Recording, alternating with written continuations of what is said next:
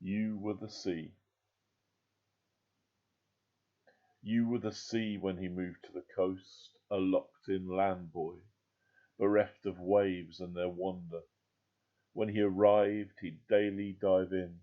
He made it a practice to go in and down under.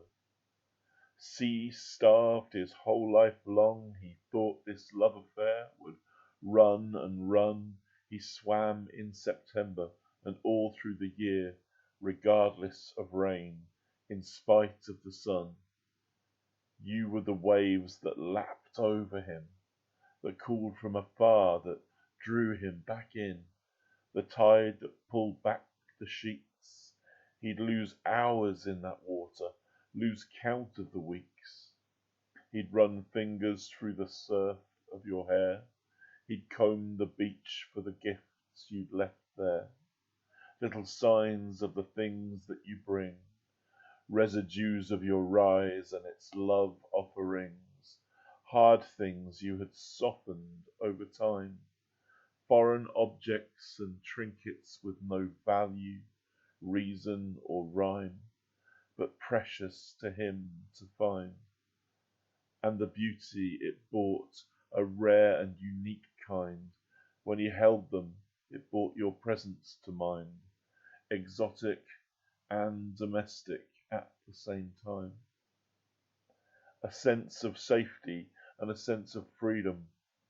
Your watchful eye would oversee them, unpredictable and dependable, sensuous but rarely sensible, always there, always moving, always changing, never changing, always changing, never changing.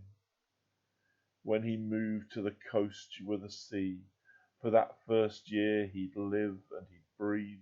Salt and sea air were his only reprieve. Though he'd drift back to land, he would never leave. The sound of the surf on the sand filled his ears, calling him back from salty spilled tears to the place where all rivers run, to the source of the salt at the birth of what had begun. The love should never have gone. With resources that deep, it should have gone on.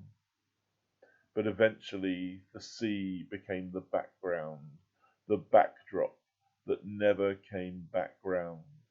He could hear the tide all day long, but he tuned it out like a radio song. He got used to it being there, like he no longer noticed the salt in the air.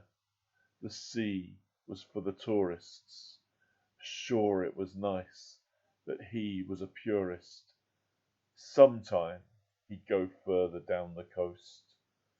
One day he'd go back and chase that ghost.